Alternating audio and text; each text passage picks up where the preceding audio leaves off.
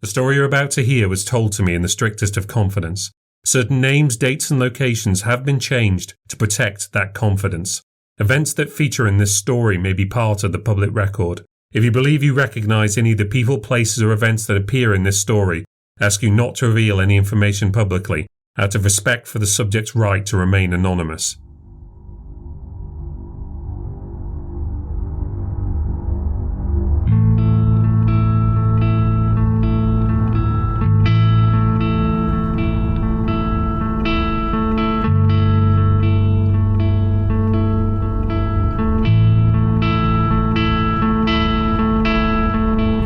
My name is David Paul Nixon, and you're listening to the New Ghost Stories podcast, where we delve into the New Ghost Stories archive to hear witness accounts of the supernatural, stories that could be delusions, lies, fantasies, or perhaps even the real thing. Just don't make your mind up until you've listened.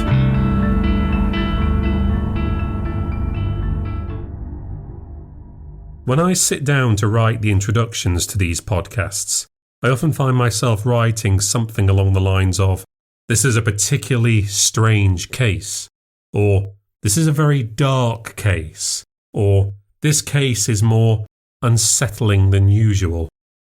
And to some extent, it's always true. These are stories of the supernatural. Every one of these cases is strange and unique in its own way. There's always some particular feature that makes my hair stand on end, or stops me in my tracks. These stories are not normal stories.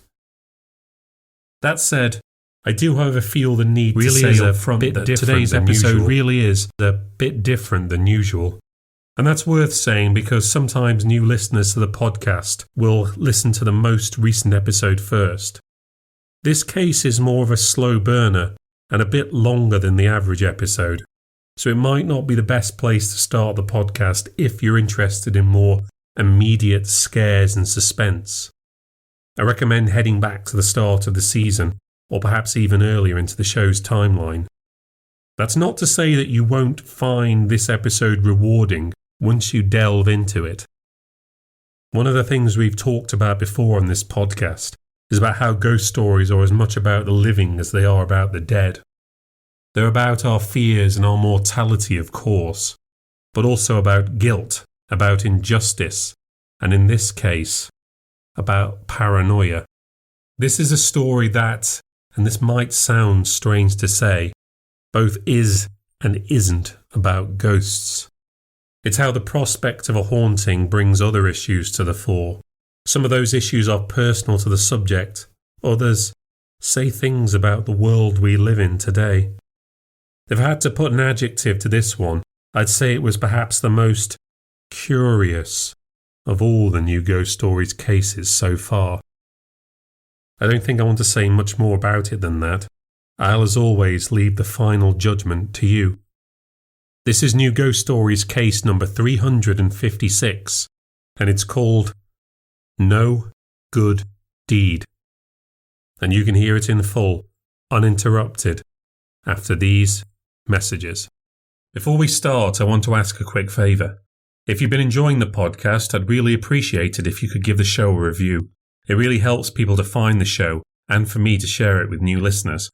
You can review the show on Apple Podcasts or on the Spotify mobile app if you go to the show page and tap the 3-dot button. It really does make a huge difference. Thank you. And now, on with the story. "Thanks for cleaning the place up, love," she said. I leapt up from the sofa. "What's that?" "Thanks for cleaning the place up. It was in a real state this morning." "It wasn't me," I said. "I only got home an hour before you." "But enough time to start dinner without me." I'd hoped the bottle of Bollinger might have earned me some brownie points, but apparently not. "But if it wasn't you, who was it?" "I don't know," I said, taking a sip. "That's a really good question. You weren't back at all during the day, were you?" "I was at the shoot." She joined me on the sofa. "You don't think it was one of the builders, do you?" "I wouldn't have thought so. They're only good at making a mess." I mulled the thought over for a moment. "Unless they're trying to hide something." Chelsea gave me her "you're so paranoid" look. Have you checked to see if anything is missing? I asked. It's more likely to be Nita. She was here to let them in this morning. Nita is Chelsea's chief doer of things. In a sense, it is her job to clean up after her. But it seemed a stretch for her to take on domestic chores. It was one thing to do the washing up, but even the floor was sparkling. And that was all that was said about it that night. Chelsea started to tell me about the smoothie vlogs she'd been recording. She was happy to accept a random act of kindness and to leave it at that. I was more suspicious. I'm in security. And although this was a mundane mystery, as mysteries go, it still sat uneasily with me. You should really know who is coming in and out of your home and what they're doing. It played a bit on my mind.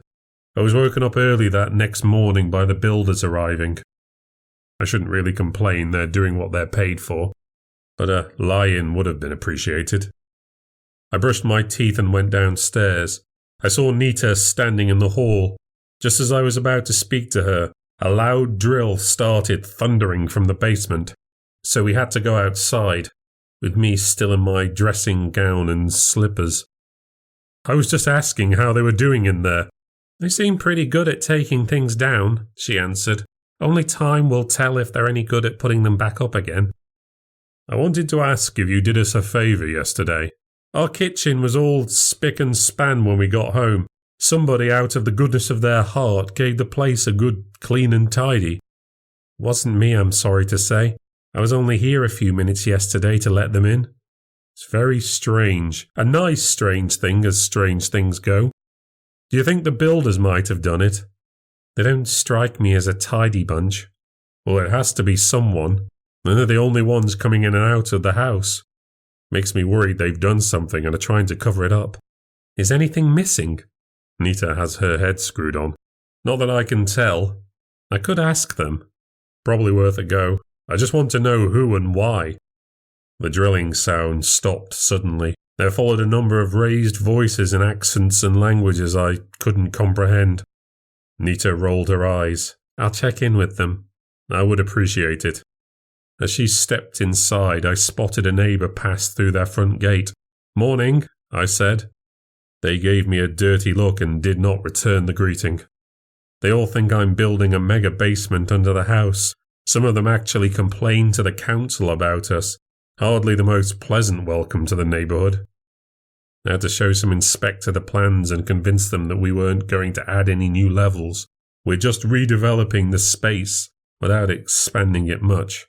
We are lowering the floor, but that's not the same thing. We're converting it into a mixed media space for Chelsea, so she won't need to keep renting studios or show homes.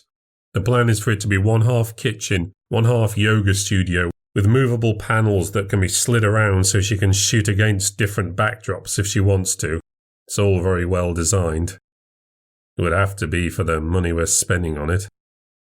The drilling started again. Perhaps we'd be more popular if we weren't doing this first thing in the morning and on a Saturday. I could ask them to start later, although that would impact the schedule. It would need consideration. I went upstairs for my shower. While I was shaving, I noticed the bathroom was looking pretty spotless too.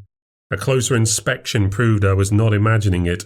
There was not a speck of limescale, a single watermark or dried flake of toothpaste to be found. The bathroom was in a better state even than the kitchen. Even our towels had been carefully arranged in the closet. It was the most bizarre thing. Why would someone clean our bathroom for us and do such a good job of it? I was totally flummoxed. I was alone most of the day. Chelsea and Nita were off at some health food event. I should have been busy. My company was preparing to make a bid for the security contract of an auction house that was moving premises. This was an opportunity for us to trial our new integrated approach. We'd purchased a data and IT company last year. We were trying to offer the complete package, not just in-person security for the doors and the vaults and the men at the front desk, but antivirus, facial recognition, databases, tracking, a really wide-ranging package of security measures. It was an important pitch, but I couldn't keep my mind on it. If it wasn't me, or Chelsea or Nita, and the builders didn't know anything about it, then who could it be, and why? If someone was in the house without our permission, why would they clean of all things? The irony wasn't lost on me, working in security and yet wondering if someone was sneaking into my home with a feather duster and some toilet duck. Chelsea boasts a large number of followers on Instagram and Twitter and other things. Could someone have recognised her locally? And were they strange enough to get some kind of kick out of cleaning up after her? There are many peculiar people in this world, and she shares so much with complete strangers. I put my security hat on.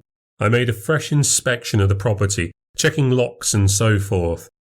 Windows on the bottom floor were all bolted shut, though not locked, an improvement we should make. It would be too conspicuous to break in from the front garden because of the pedestrian traffic.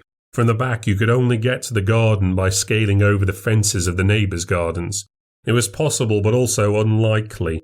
The lock on the back door wasn't exactly formidable, but adequate, and there were no signs of forced entry.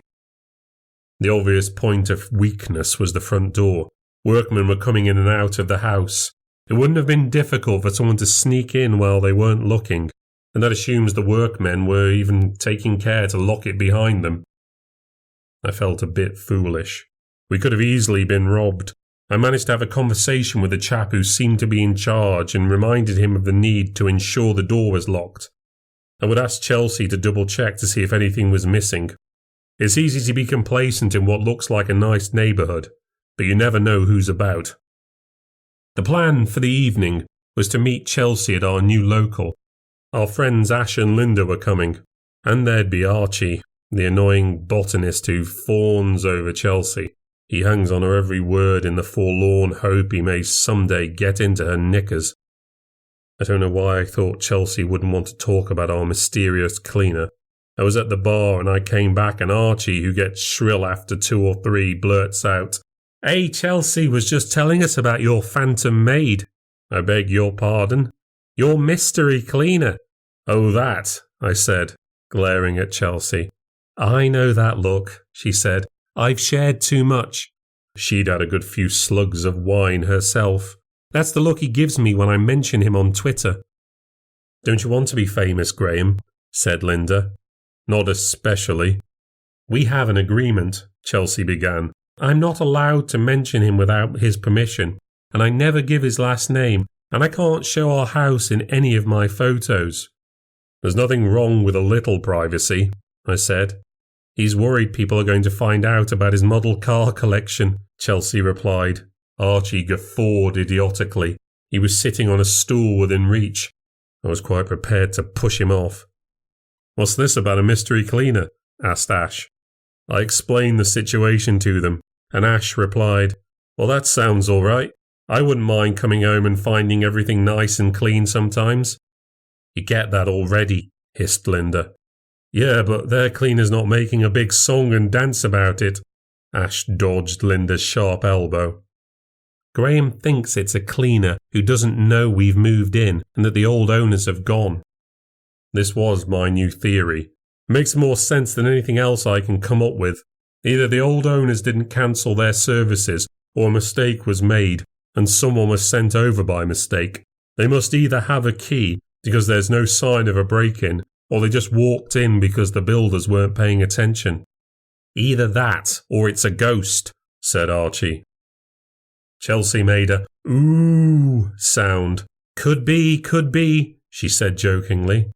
"Have you ever heard that old legend about the ghost who cleaned out the stables?" "Go on," I sighed, knowing he'd carry on anyway. "It's about a woman who looks after horses. Her husband dies and she starts struggling for money.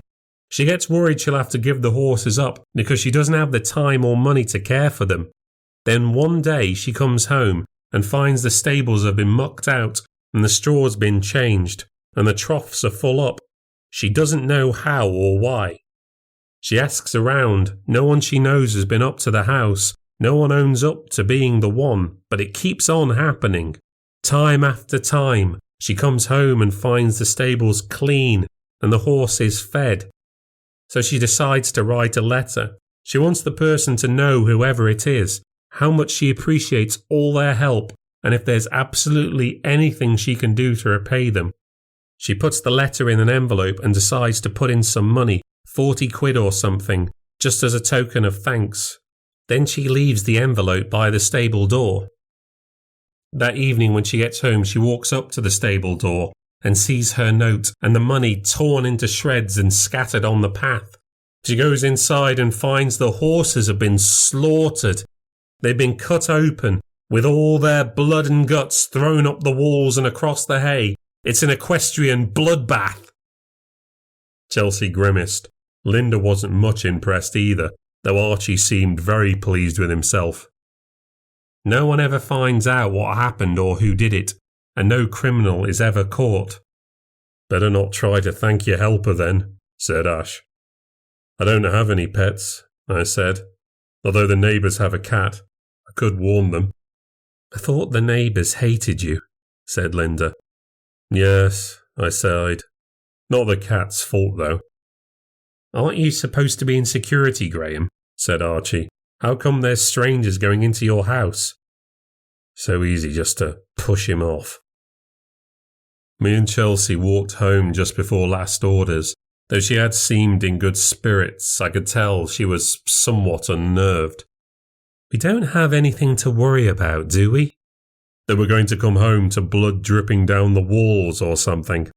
No, but this is quite a big deal when you think about it. Well, yes, kind of, I said. I'm concerned that someone has been able to get into our house, but if they've only cleaned up the kitchen and the bathroom, we haven't exactly been let badly off out of it. We walked on a little further. You don't think it could be a ghost? Oh, come off it. You never know. Being a wellness influencer, Chelsea spends an awful lot of time talking about a whole range of new age nonsense.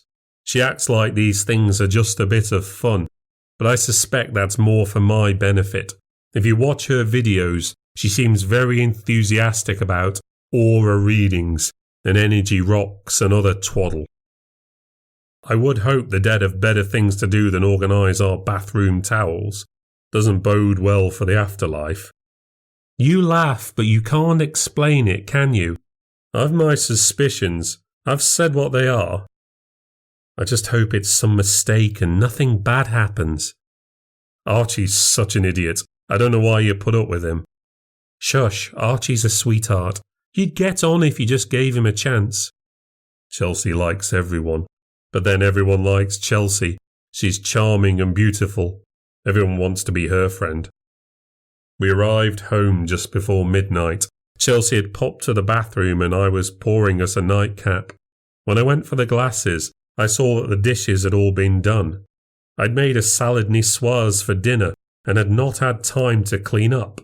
Now everything had been washed, dried and put away. By the time Chelsea had returned to the kitchen, I was running about the house, re-examining all the windows and doors. The door was locked when we came in, wasn't it? I asked her. Course it was. What's the matter? I explained and she started laughing. I'm sorry, she said. It's just seeing you run around in a panic because someone's done the dishes. But only a minute ago you were saying how worried you were. I know. You just look so... I don't know, it's mad, isn't it? I was wound up, but she was right. No sane person would break in to clean our house for us, and no cleaning service would ever turn up on Saturday night. I gave this some thought. I'm going to try something. I went to the kitchen cupboards and took out a couple of glasses and a few ramekins. I placed the glasses on the table, the ramekins on the side. I took a knife from the rack, placed it on the chopping board. What are you doing? I'm running a test, I said. I opened up the bin and took out a few wrappers, nothing that would really leave a mess, just a few things to tidy up. I want to see what happens. Let's see how fast and on the ball our cleaning phantoms are. You want to stay up and watch? No, I'm going to bed. Let's see where we are in the morning. Hopefully we don't get murdered in our sleep. We did live to fight another morning.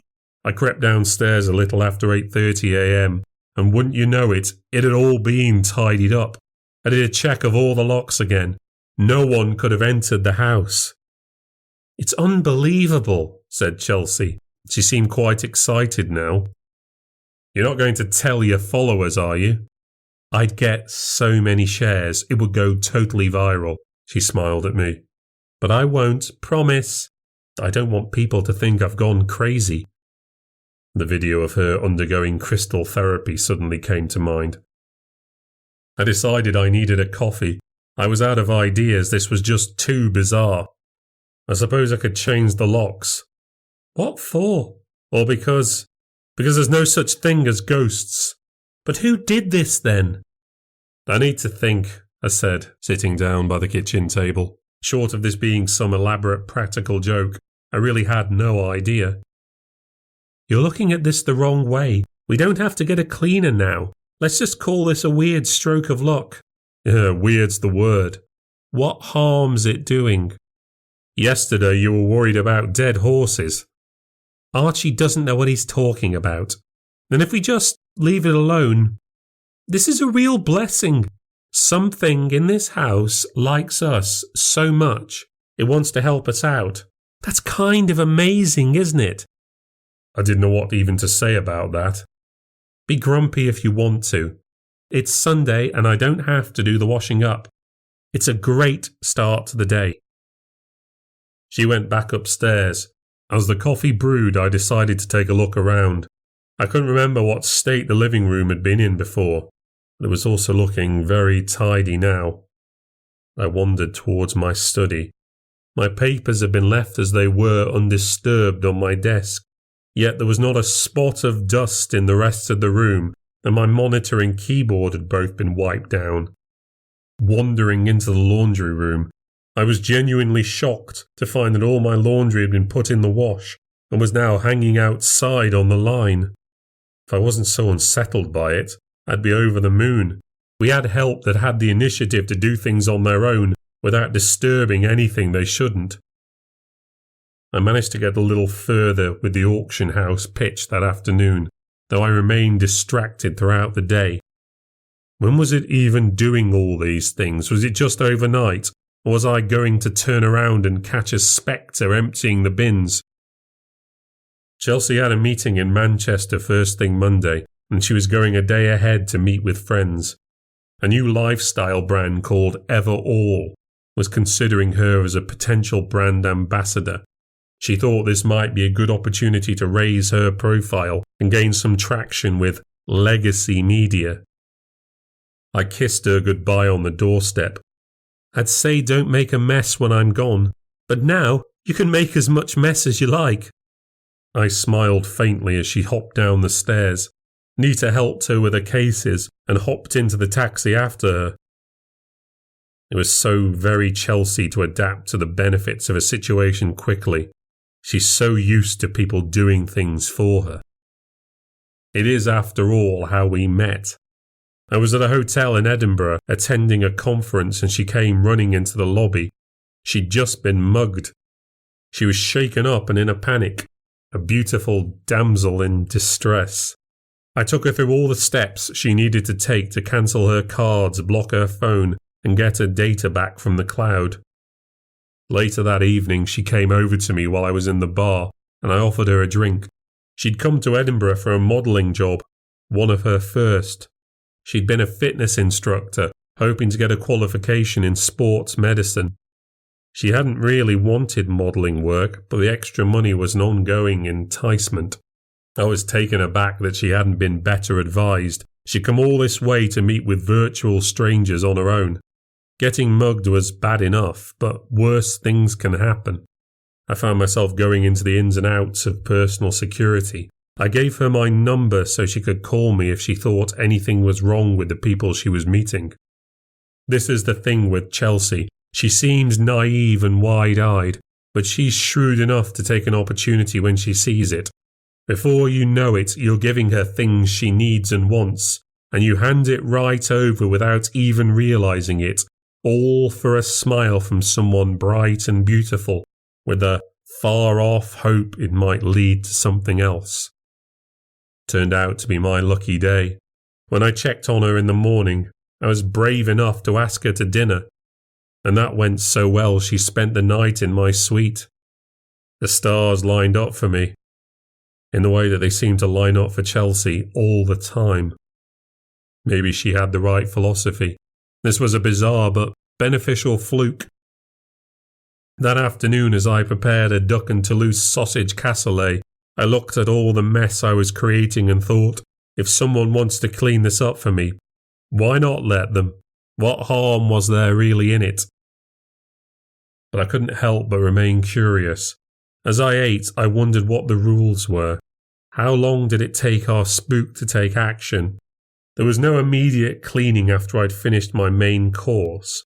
Instantaneous service was not available. It was not until the morning that everything was sparkling and in its right place. It seemed our spirit preferred to do its work overnight, or at least while it was unseen. I was in meetings for almost all the next day. The tech boys were giving us a demonstration of their latest facial recognition cameras. This could mean the days of ID cards and scanners were at an end. Access to secure areas could be granted via your appearance only, hard to fake, and much harder to lose your ID. There were other creative applications for this hardware. Our independent consultants, private investigators and current and former police officers, could alert us to dangerous parties who might present a risk to our clients. We could then preload their facial profiles into our system, so we could be alerted if they ever came within the vicinity of any protected assets. This struck me more as a gimmick. Parties that could pose a risk would include most of London's criminal underworld, not to mention careless members of the public. A criteria would need to be created unless they felt we could directly link to Scotland Yard's full database. That would cost more than the usual £200 under the table to a detective sergeant. There was also the whole data protection question over keeping people's information without permission. I was sure we'd find a way. The owners of the auction house were Saudis. They're very taken with gadget bling. That night I prepared my signature avocado caprese salad. The meeting had gone well and Chelsea was excited, and I was in good spirits too. The proposal was finally coming together.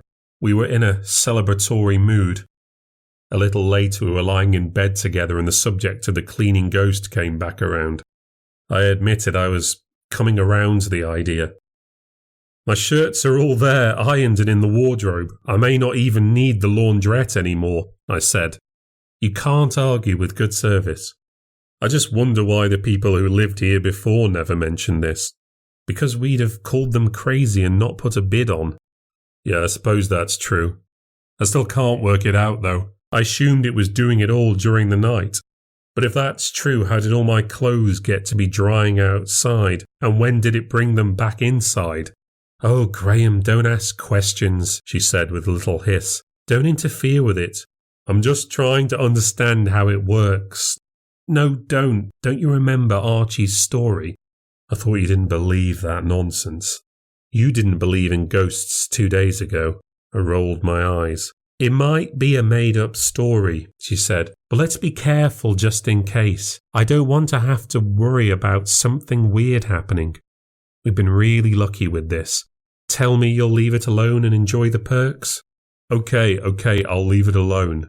Promise me you won't do any more investigating or do a background check or whatever on it. I promise you I'll happily take this opportunity to not lift a finger. Good, she replied. I regretted my promise almost immediately. I watched my wife as she slid out of bed. She went over to her underwear drawer to put on clean panties. She opened it up, started to rummage around inside, and she said, "Oh, he's been going through here as well." I sat up. I beg your pardon. The ghost. It's been going through my things too. She took out clean panties. Everything's been sorted together. It's never been so tidy. She slid them on and jumped back into bed. She pecked me on the cheek, then turned out the light. I stared into the darkness. You called it he, I said. She said, bumping her pillow.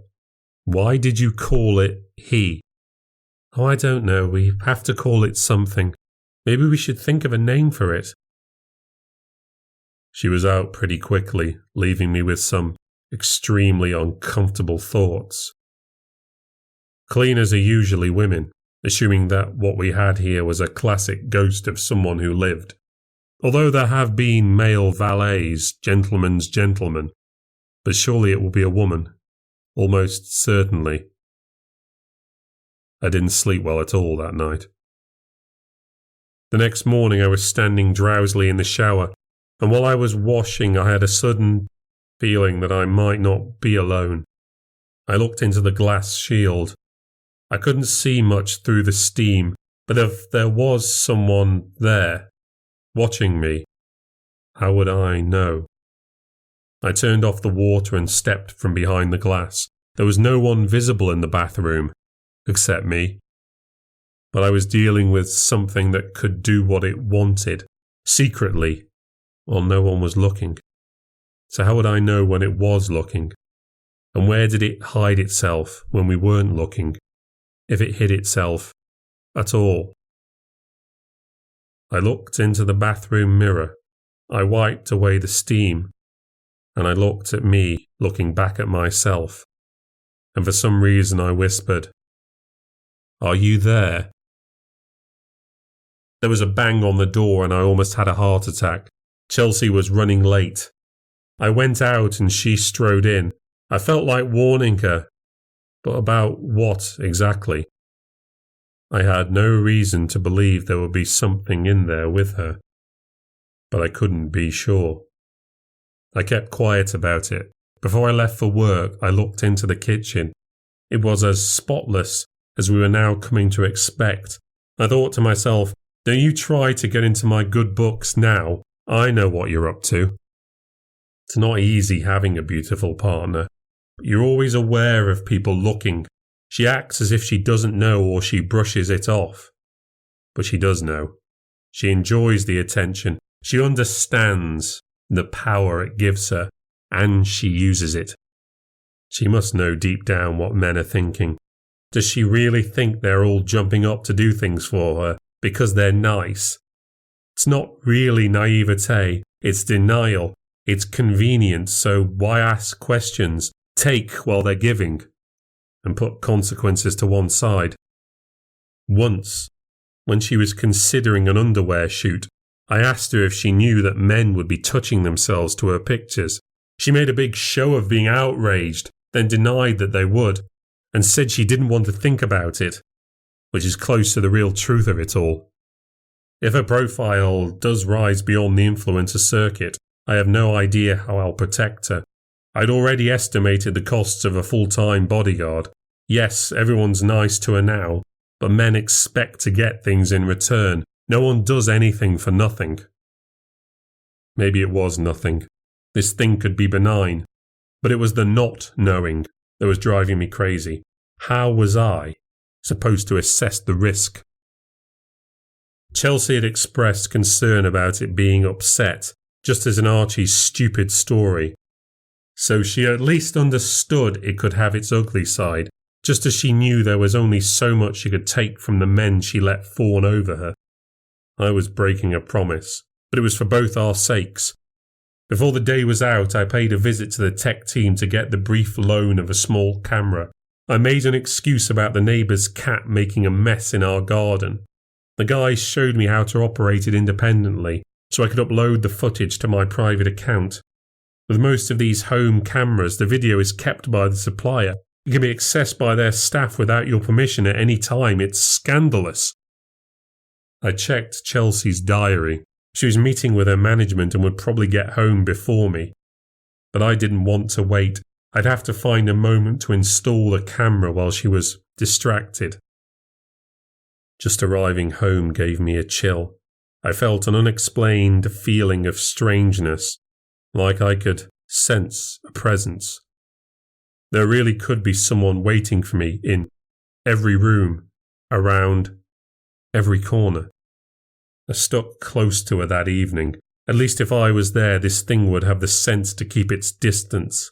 I wondered if I made a mess across the house, I could keep it busy and away from us. She was on her phone most of the evening anyway, scrolling, tweeting, responding. I didn't follow her under my real name to avoid any association.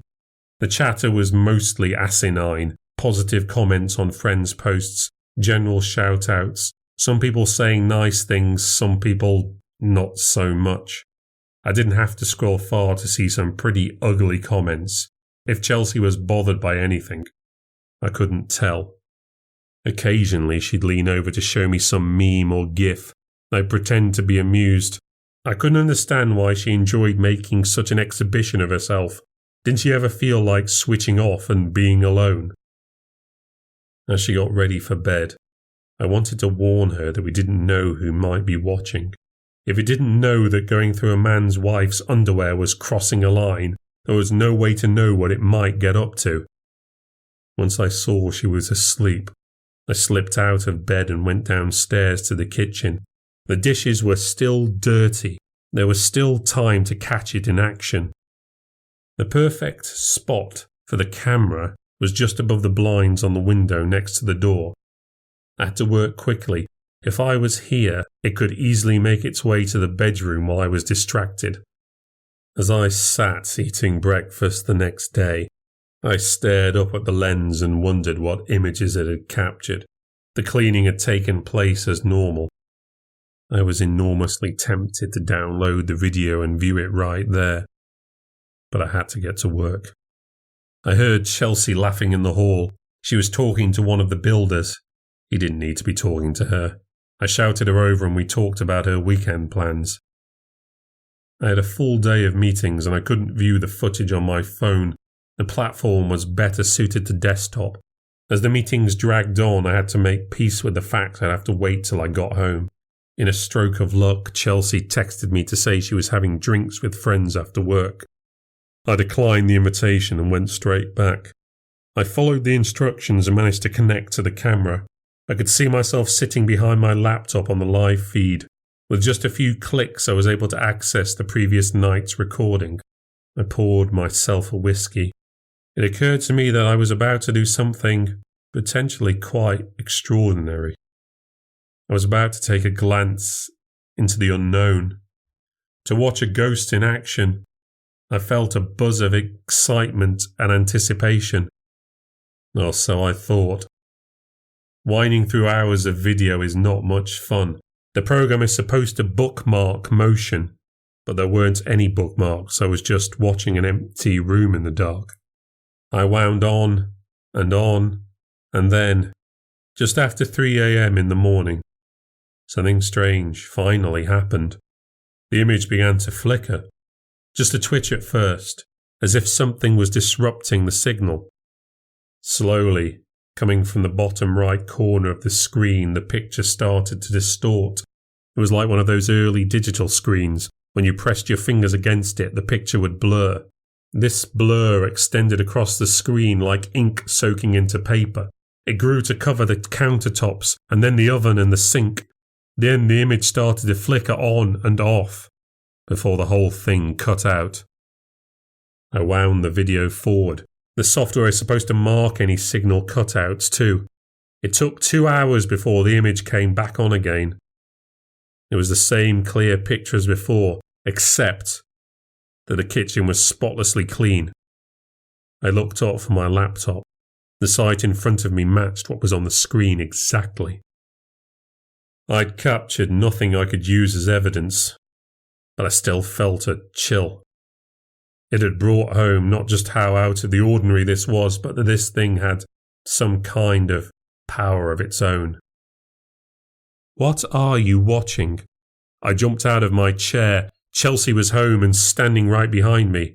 "Jesus!" I cried, slamming the laptop shut. "What's the matter? Don't sneak up on me like that." "I didn't sneak, I just got home. What were you watching?" I couldn't think of an answer straight away, so Chelsea made an assumption. "Really?" she said. "In the kitchen?" "No, it was some footage from work. I was just taking a look at the software."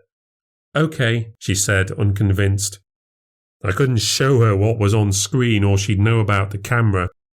As if I'd watch porn in the kitchen. and with the windows open, but she wouldn't listen. When she'd gone upstairs, I opened my laptop again. I was about to close the video app, but I spotted something new. Just in the window, the angle of the camera made it a little hard to make out. At first, I just thought it was a shadow cast from the front garden. It was only on closer inspection that I could see more of a human shape. I was holding the screen right up to my face before I realised I could just zoom in on the image. Of course, the video quality declines, but it was unmistakably a human shape, and quite a large figure. This was not a feminine shape. It was definitely a man. And then the penny dropped. There was no way I could see a shadow in the dark of night. The video had ceased to play. I was watching the live stream. I looked up from my screen and then jumped from my seat and backed up against the wall. I think I was a little scared. When I looked into that window, I could see nothing, but when I looked at my laptop, the shape of a figure was unmistakable. I didn't know whether to watch the monitor where I could see it, or the window, where it really was. I thought to scream for Chelsea, but then the thing was suddenly gone. I raced over to the window. The last of the day's sun was shining through, making me think for a second it might have been a shadow from the trees after all. But a shadow couldn't vanish like that. So what was it? I watched the video back, trying to see how long it had been there, watching. It confirmed my worst fear. A man was spying on us and going through our private things. How was I going to explain this to Chelsea without revealing I'd broken my promise? Then I thought, if it was no longer here with me, where was it now? I could hear Chelsea's footsteps upstairs.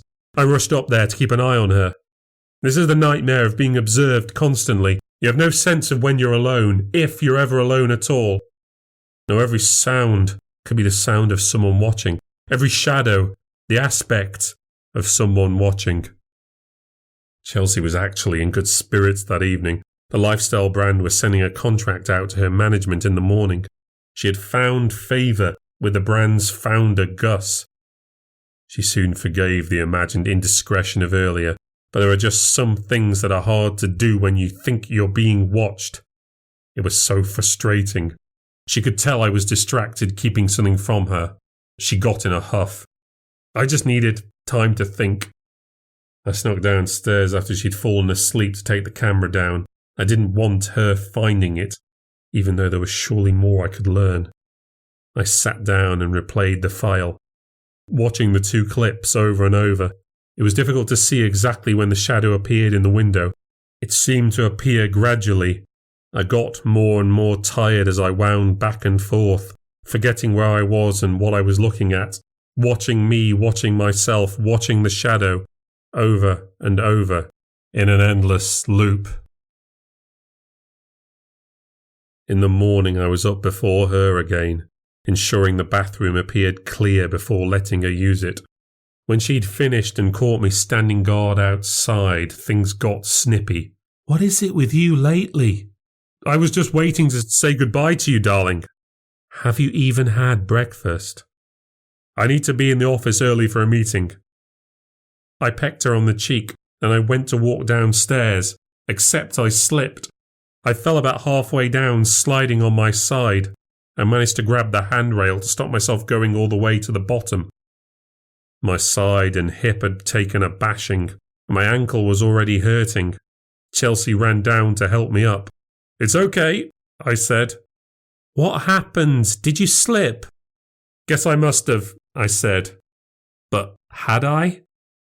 "You need to sit down." "It's nothing, I'm fine." "You're limping." "It's just a little fall, I'm fine." I put my foot down at the bottom of the stairs and it did hurt. It hurt quite a lot. "You don't have to be a martyr, Graham. A fall can be really serious." "I'm okay. I keep telling you, I'm not 80, you know." I was starting to tremble.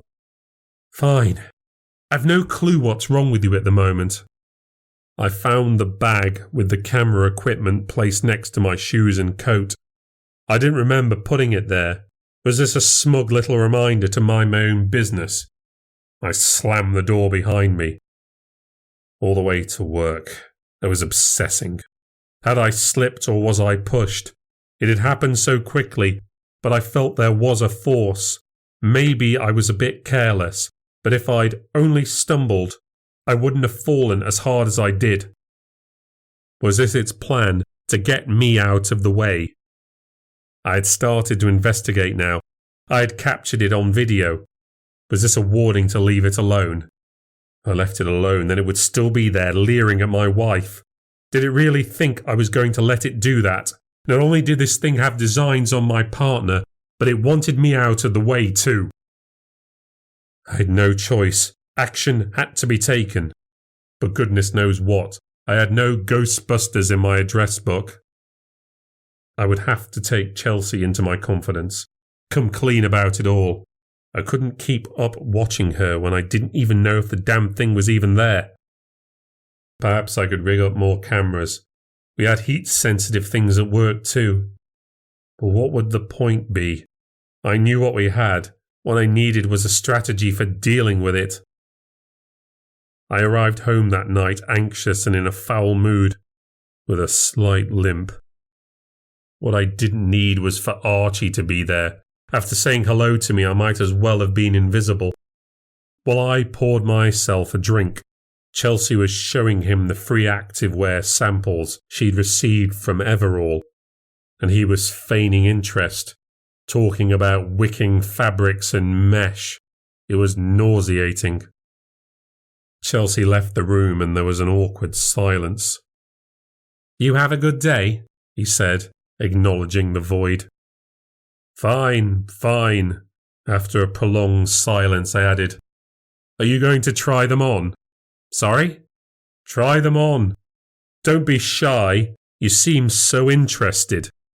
Yeah, not really my kind of thing, mate." "Are you sure? Because I've been here for 30 minutes and you've talked about nothing else." I marched over to the table and picked up a sports bra.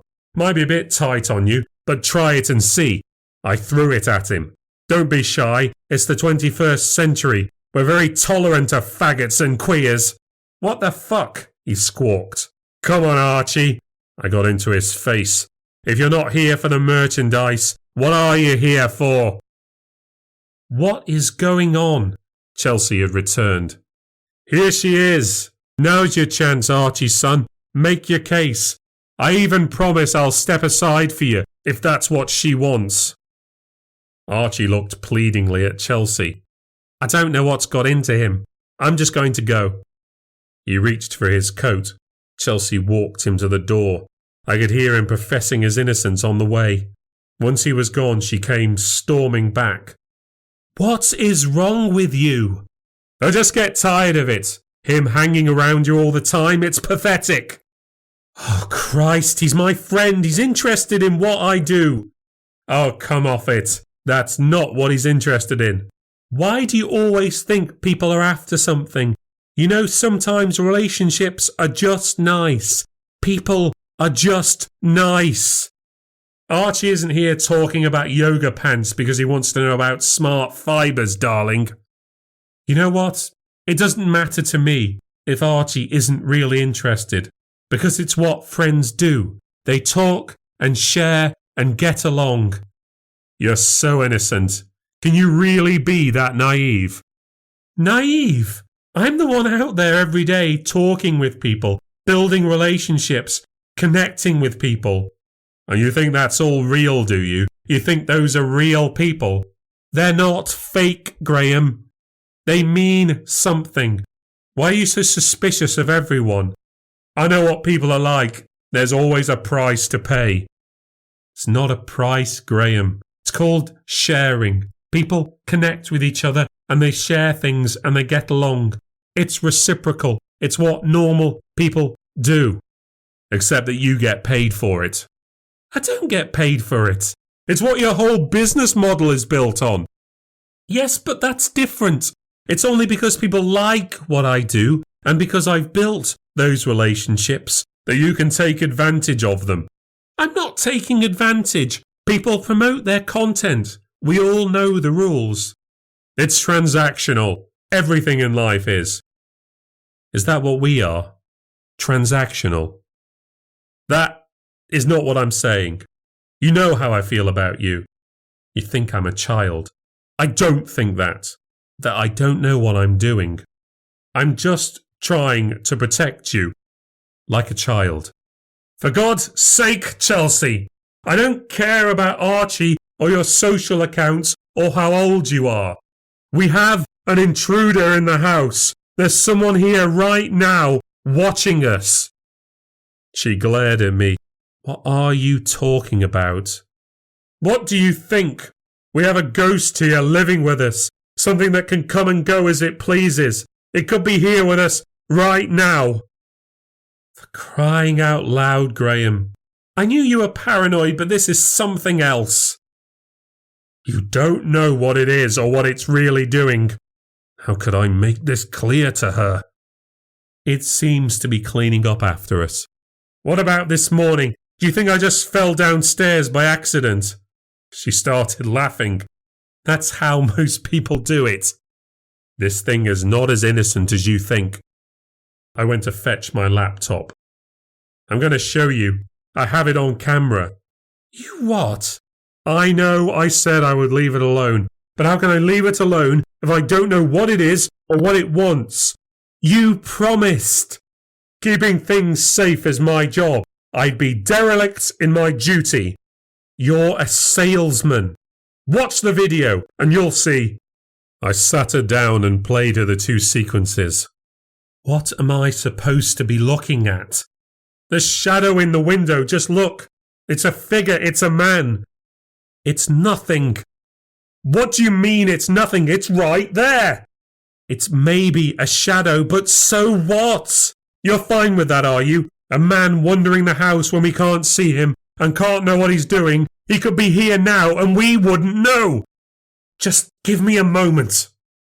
You're worried because there's something here that we can't see and we don't know what it's doing and we don't even know if it's there. She closed the laptop and stood up. You broke your promise to me. That's bad enough. You sound like you've gone off the fucking deep end. Listen to me, you've got to take this seriously. No, you listen to me. I know exactly what this is about, and it's got nothing to do with ghosts or shadows. It's about you, and your jealousy, and your paranoia. I thought you'd got over this. She was tearing up. But here we are again. You're getting yourself worked up because of things you make up in your head. Before I could defend myself, she cut me off. You want to protect me? I asked you for one thing, to leave this damn ghost alone, just in case. And you couldn't do even that. Right now, Graham, the only person I'm scared of is you. She left me and headed upstairs. Frustrated, angry, I decided I was going to clean up. I didn't need some spirit doing it for me. I didn't need anything from it. I wasn't entitling it to do anything. I knew it was there, smirking at me. It had driven a wedge between us. Maybe that was its plan all along. But I wasn't done with it yet. This wasn't over. This thing was going to show its true colours. I just had to hope Chelsea would see sense. Unfortunately, she didn't want to be anywhere near me. I needed to let her cool down.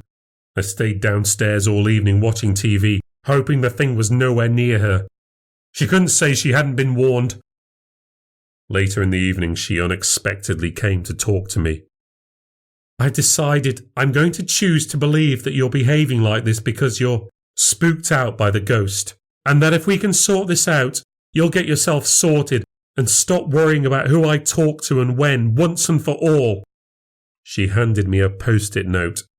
It's my friend Gillian's phone number. I met her at an alternative medicine conference last year.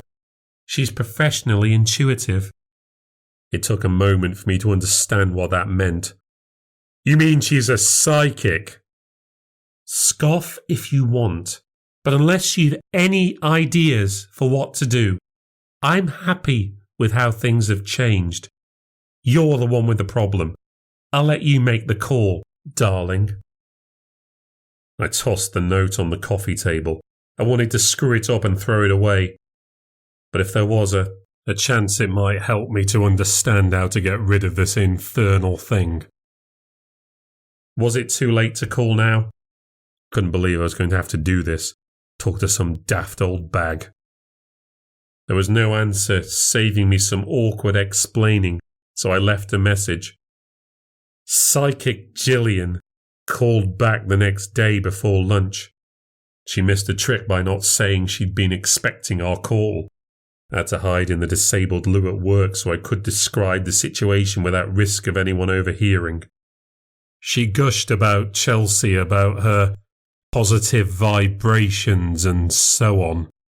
I just wanted to get down to business. I tried to keep to the facts as we knew them. She agreed to come over after the following evening. Before letting her in, Chelsea shot me a look.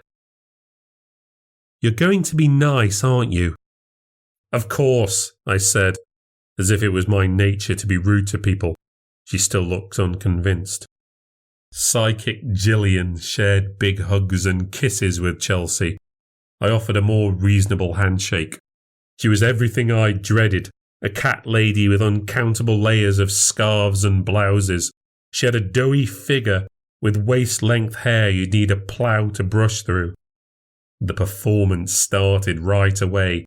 After only a few steps, she had a sudden twitch. Chelsea was all over it. Did you feel something? It's a funny thing. Sometimes it takes a while for me to warm up and clear my head. But you know, as soon as I crossed the threshold, I felt something, like a feeling of tension, hostility. Not something malevolent, but it's all pent up, locked in. It's very peculiar. Chelsea shot me another look and I shot her one right back. I'd been polite. I'd barely said a thing so far. We took her through to the kitchen and I ran her through events. Doesn't sound like a bad deal, she said. I wish I had someone cleaning up after me. That's what I think, said Chelsea. But if there's some kind of intruder in our home, I want to know there's no risk, I responded. And you were worried too at first. I told Gillian about Archie's story. She was prowling around the cabinets like she was looking for where we kept the coffee, or maybe the silver. Urban myths do often link back to something real that did happen. Every story starts out somewhere, but it's not normal for ghosts to be so proactive. Why would something just want to come in and clean? I asked. Ghosts aren't complete things like you and I. They're just aspects of their former selves. If this thing is doing the cleaning, that might just be what they did in their former life, and they can't let go of the habit. She stopped near the cooker. Although normally they're driven by strong emotions, spirits get trapped on this side of the veil because of something powerful that's unresolved, something that was painful to them, an emotional bond to cleaning. There'd have to be something else going on, I'm sure. Resisting an I told you so glance, I reminded Gillian that I'd caught it on tape. He has shadows and blurs on video. It is a bit weird, Chelsea conceded. Well, that's normal. If you could see them, they wouldn't be ghosts now, would they? Gillian watched the video and seemed rather intrigued. I asked her about the shadow in the window and how it seemed too large to be feminine. She wasn't convinced. I'm not getting masculine energy from inside the house. Yourself excluded, of course. Although there is something hostile in here. After the video, we took her through the rest of the house, giving her time to feel the resonance in each room. This consisted of her wandering around a bit with her eyes closed and holding her hands out in front of her like she was begging for spare change. She would move her lips as if talking to someone, but I couldn't hear what she was saying. After the full tour, we returned to the hallway. Despite not believing a word of it, I was getting desperate. I did want to hear her prognosis. What I'm getting, the sense I have of this person is that she's afraid. She's afraid someone's watching her, and it's definitely a she, and of what that person might do to her. But her feelings are confused. She feels something for them, but her heart may lie elsewhere. She knows they have a dark side, and that scares her. It's so difficult because she's resisting contact. She doesn't want to come out because she's so conscious about being seen. It's hard to interpret all the feelings I'm getting. It's quite tiring when they resist contact. We have seen everywhere now, haven't we? There's just the basement, Chelsea said, but it's a work site right now. It's not safe to go down there. Oh, that could explain a lot. You might have disturbed something. She seemed to stop talking before she'd finished her thought. It's not just that I feel tired. I feel sadness. I'm not sure why. Sometimes you get these feelings. You don't always get a full picture of everything. Maybe I'll be able to centre and pull it all together. But what do we do about it? I was getting tired of this pantomime. The ghost. I don't want some strange thing wandering about my house, invisibly. Oh, there's cleansing rituals and things you can do. But I don't think you really have to worry about anything. I think it's more likely to be afraid of you. She looked away suddenly and furrowed her brow. I feel like there's something I'm missing, but I don't know. I opened the door and she shuffled out, lost in a world of her own. Spells and incantations it is then, I declared. Chelsea was looking at me with arms folded. I just feel better with it gone, darling. I don't care if it's harmless, it'd just put my mind at rest. She was talking about us, you clown. The vibrations she was getting were from us. But if I recall, she said the ghost didn't like to be seen. That would hardly tie with you. You've checked and answered your phone 12 times this last hour. I think she was referring to you and your jealous paranoia. Well, it's hard sharing someone with half the internet.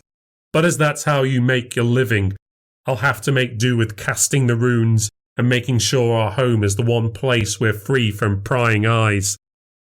Do what you want. I don't need this negative energy. I'm going to pack. The brand publicity launch was tomorrow. She'd be away overnight again. It's amazing how she can be cynical or gullible depending which benefits her in the moment. Gillian is incredibly wise and sensitive when she's being interviewed for a YouTube clip, but she must be incredibly wrong if Chelsea needs to get one over on me in an argument. She should be happy. The ghost is more afraid of us. That rather puts to bed any notions of horse homicide, which is what had me making silly promises in the first place.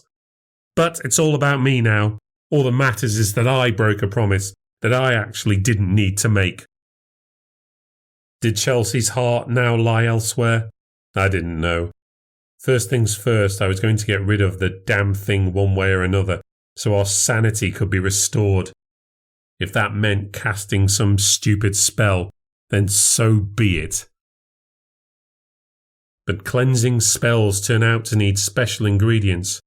I wasn't going to be able to get some jasmine buds and sacred lotus on Amazon, and I'd hardly have time at lunch to pop into Holland and Barrett to see if they had any organic bladderwrack.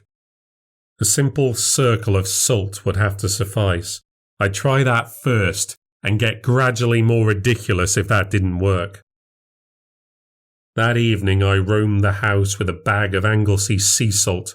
I came up against a rather obvious problem early on. How do you create a circle around a terraced house? There couldn't be any break in the circle, so it would have to be made inside. I started to pour the salt around the skirting board of the inside wall. I was chancing that the spirit was outside at this time and not inside. I had no real sense of whether it was there or not. It had been outside at this time according to the timestamp on the video, and Psychic Gillian said it was more for hiding. She'd also said it was a girl despite the looming shadow. but I'd just be happy to be rid of the blasted thing. I had to repeat an incantation as I pawed the trail. Pure salt. Protect this home and all who reside here. Keep out those who seek to enter without consent. Keep out those who may harm us, and protect us from the negativity, anger and fear. I had to hope the spell wouldn't be affected by me sounding a bit sarcastic. Then I wondered whether we'd have to keep the circle there always. Did it need to be permanent? Besides it raising questions every time we had people over, and would get rubbed away as they walked in and out. We'd have to keep topping it up, surely. It took about 10 minutes to cover the ground and connect the trail back at the front door. On the plus side, if it didn't work, the ghost might at least hoover it up for me. I sat in the kitchen and poured myself a glass of Hennessy. Maybe nothing would happen, and that could mean I'd be in for a long wait. Perhaps here till morning. Watching the sun go down, I thought about Chelsea and about the event launch, and whether I really wanted to be married to someone in the public eye. Perhaps if she was successful enough we could move to the country, somewhere the broadband and phone signal was weak, and I could have her to myself again. I'd almost dozed off by the time I felt a shadow pass over me. I sat upright and got onto my feet. Slowly I walked to the door. Standing in the hall, I watched as the door handle started to turn. Slowly it bent, like someone trying to not make a sound. The handle went all the way down, but the door didn't open, so it flipped back up. I watched it happen again. As the handle bent down, I saw the door shift. There was pressure on it. Then there was a thud. Something was pushing against the door. Another loud thump followed, then another. The handle flipped up and down and back again. The thing was trying to force its way through. It was making no effort to be quiet. There was no figure in the glass, no one standing outside, yet it continued. I could see the pressure being put on the door. It groaned, strained a little in the frame. I wasn't sure what to do. The thumping sound continued, got more aggressive. It was trying to barge the door down. Would it realise it couldn't get in? Perhaps the door wouldn't hold out. Then I heard a little creaking sound. It came from the kitchen. I turned around and looked through the doorway. I watched as one of the kitchen cupboard doors just opened up, all by itself. I took a step inside. I watched in horror as a shelf full of fine china slid out and tumbled to the floor, smashing on impact. The same happened to the shelf below. Cups and glasses flew off the shelf and crashed to the ground. The next cupboard opened and I dashed towards it, throwing my arms out to stop them. I wasn't fast enough. The dishes tumbled out and slipped through my hands. I was in time to swivel around and stop the next door from opening. I held it back and put myself in a position where I could easily jump to block any of the other cupboards from being opened. In a fit of rage, the ghost struck the blender off the counter. The fruit bowl followed. Apples and bananas leapt into the air, and the bowl shattered against the radiator. The bin rose up off the ground and went flying into the breakfast table. Suddenly my eyes locked onto the knife block. Then I screamed, "All right, no more! Stop! Stop!" I ran out of the room and back to the front door. It was still taking a pounding. I kicked the salt away, yelling, "It's broken! The spell is broken!"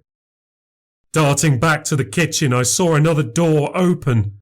I bolted towards it, desperate to catch our Le Creuset pans. But the door just hung open. I stood there, arms out, ready to catch them. I stood waiting. They stayed where they were. The big shock came from behind. There was a loud bang as the door flew open and smacked against the stopper on the wall. I went back into the hall. I was a trembling mess. It had got inside after all, except that it had been inside all the time. It didn't make sense, unless there was more than one of them. Where were they now? There were no signs in the hall. the kitchen and the living room. Everything was quiet, even though my heart was racing and I was sweating all over. There was a chill on my back.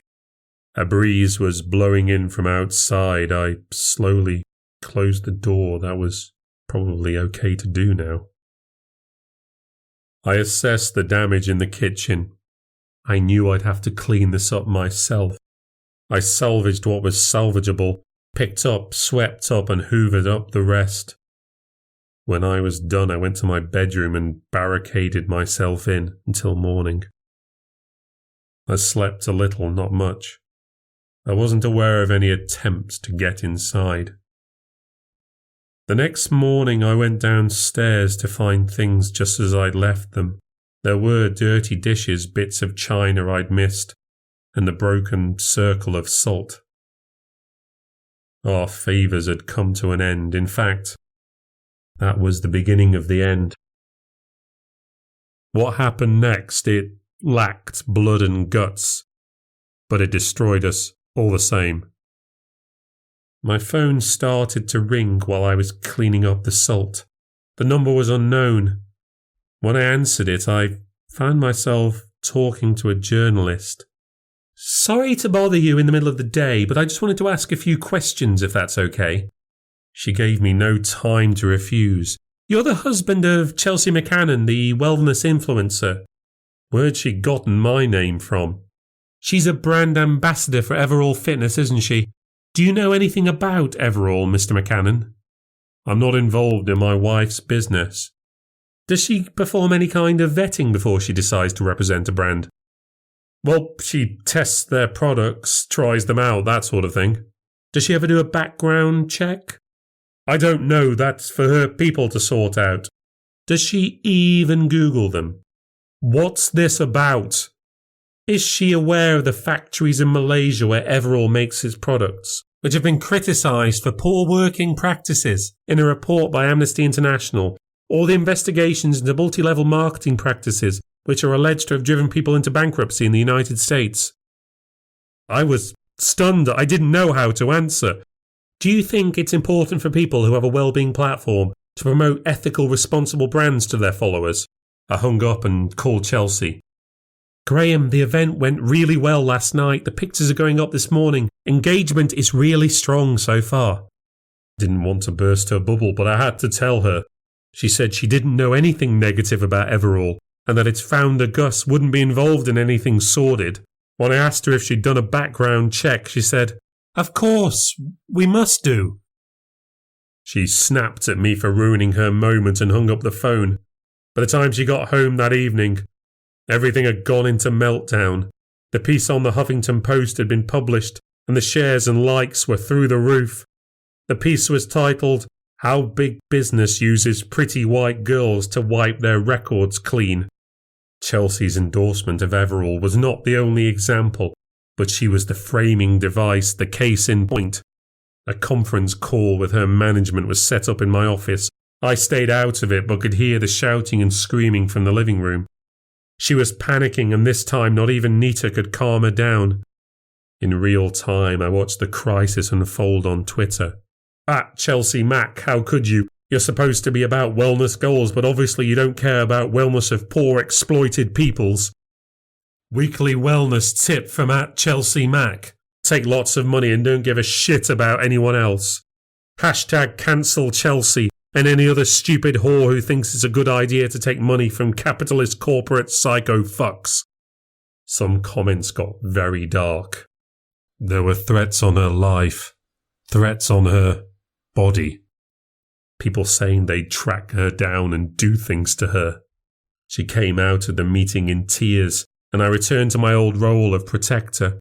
I offered her reassurance. These people were keyboard warriors, triggered snowflakes. We had no reason to believe they could find us. I could organise for someone to watch the house for us if we needed to, call in a favour.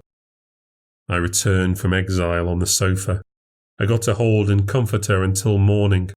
Then it was time to face the baying crowd. The first step of damage control was the recording and releasing of a new video. I allowed it to be shot in my office. Chelsea explained in a subdued but still sunny way that the reports were about practices in the old company. Everall had grown so fast that they had made mistakes in the beginning, but things were changing. She'd spoken to Gus and he'd talked her through the steps they were already taking. She was going to hold him to his promises and be an agent for positive change.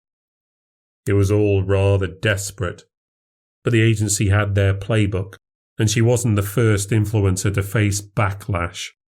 They said it would all blow over, they could rebuild. Her brand was still valuable. But things did not die down. The embers of outrage kept on catching fire. A picture surfaced of Chelsea at an awards event with a London MP. Under pressure from the mob, this MP condemned Chelsea for whitewashing corporate abuses. Then someone in the Green Party took a crack at the MP for not doing enough when they were in government. Other celebrities joined the fight.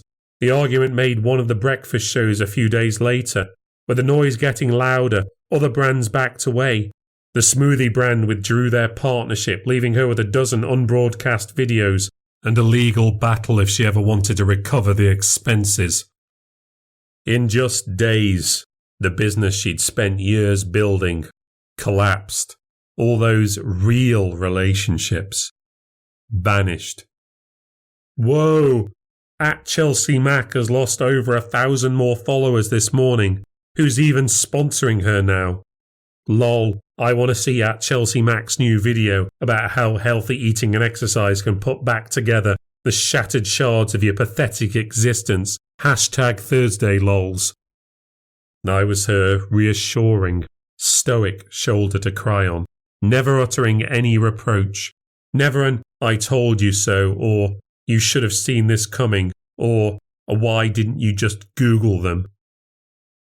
I was dutiful, I was sympathetic, and I cleaned the kitchen when she wasn't looking so she wouldn't suspect anything was amiss, so she wouldn't come to any conclusion that I'd somehow created this mess by incurring the wrath of the spirits. This whole thing happened because of her weak decision-making and willing self-deception. It couldn't really be my fault. But I get to suffer anyway.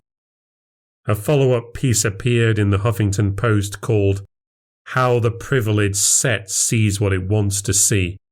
Turns out we weren't just pretty faces cleaning up a company's reputation. We were a privileged, rich, white, cis couple who'd built ourselves a perfect white suburban life off the blood and slavery of poor minorities. I was named in the column. I worked for a company that did business with a data firm repeatedly fined for violating privacy laws. We worked with Saudi businessmen known for their violations of human rights law. Me and Chelsea were equal partners in ethical compromise. None of these were my decisions. I just worked there. I didn't get to say who we did business with and who we didn't. We just provided the security.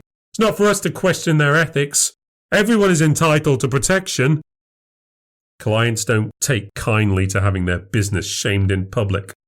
I was taken off the auction house account, and it was suggested I should take some time off, make myself scarce so as not to offend the business owners, and allow bridges to be mended.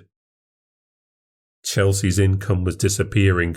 Mine was up in the air. We were both stuck at our home, our futures hanging by a thread. Chelsea was doing workout videos, presenting a brave face to the world as if she'd never put a foot wrong. Her management were desperately trying to find a way out of her contract. She was still brand ambassador for Everall, and still obliged to promote them should they require it.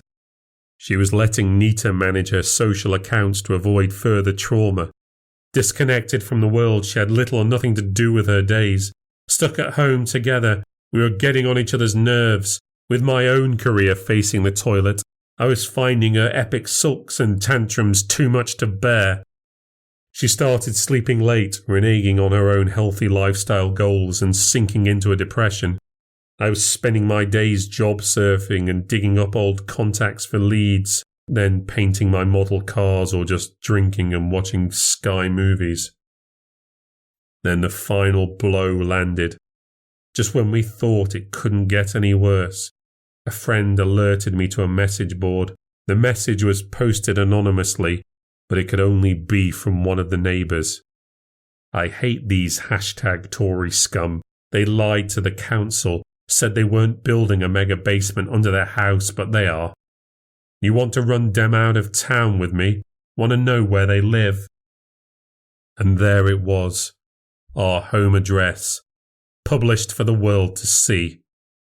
We weren't safe. I had to coax a distraught Chelsea into packing a few suitcases and getting out of there. For how long, I don't know. I put us into a hotel, a good one, in the hope of keeping her spirits up. But I wasn't sure how long we could afford it now. Overnight, someone threw a tin of red paint against the front facade. For a moment, I thought it was blood. I was glad Chelsea wasn't there to see it. I got some people in to clean it away and never told her about it. Her depression grew deeper. Nita and her management were struggling to motivate her, and I had no positive energy left. Nita warned her that if she didn't get her act together and keep her figure, the agency would stop supporting her. But Nita was no longer getting through, and it was clear Chelsea's management intended to use her as a scapegoat. If it was all Nita's fault, then neither they nor Chelsea were to blame. Nita could be dismissed, and they could move on. At least in principle. More likely they'd let Chelsea's career shrivel up and die, leaving her as a working client in name only. She started talking about giving it up. We could go back to basics. Do you remember how it was when you used to help me run the studio? We could start from scratch, build the business up again, one location at a time like it was supposed to be before all the influencer stuff happened. She spoke like it was an easier and better time, as if she'd never liked the attention from the cameras, or the likes, or the shares. We could afford to rent a space with the money we'd make from downsizing the house, she said. We could even maybe use some of the money from the severance package I was negotiating. How agreeable and close to me she was when she wanted to spend my money. Of course we had to sell the house. We couldn't live there now. I had to discuss a new plan with the builders. They just had to finish off the basement, make it presentable for any purpose a buyer might want it for. Every time I went to the house, I found hate mail waiting for us. Someone even sent us their shit in a jiffy bag. One evening after the builders had gone home, I took a long, slow walk around our home, room by room. Most of our things were still there. It didn't look like it had been abandoned in a hurry. In fact, everything looked almost perfect, just like we would have wanted it to. All nice and tidy and clean and organised. Very inviting. It was the kind of home that, under normal circumstances, I would have loved to have come home to. The ghosts had taken it back for themselves, and they were welcome to it. Good luck to you both, I said to the empty rooms from the empty hallway. It's all yours. In one last twist, a few days later, I got a call from the police. The builders had found a body in the basement. They discovered by mistake a section of cellar wall that had been blocked off. Behind that bricked-up cranny, there was a human skeleton. After a break of 6 weeks, me and Chelsea were back in the news again. Not just terrible people, but now murderers too? An autopsy confirmed that the body had been there for a very long time, an estimate of over 100 years. That got us off the hook. Not that anyone wanted to tweet about that. She was confirmed to be a young girl, likely around 18 to 20 years old. She had at least been strangled to death before she'd been entombed. Make of that what you will. Me and Chelsea are still waiting to move into a new flat. After all this time, I finally have her all to myself. If only we had something to say to each other.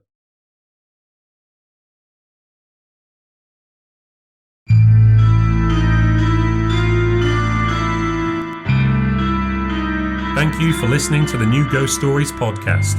If you've enjoyed the podcast and would like to support what I do, please consider leaving a review on any platform and subscribing to hear future releases. You can also become a patron and enjoy some bonus content by signing up at patreon.com/New Ghost Stories. This podcast is written, presented and produced by David Paul Nixon. If you'd like to find out more about New Ghost Stories, visit my website newghoststories.substack.com. And to get all the latest from me, follow me on Twitter, Instagram and Mastodon at New Ghost Stories. Next time on the New Ghost Stories podcast, in the first of our two-part season finale, it only takes one act of vandalism to change a life forever.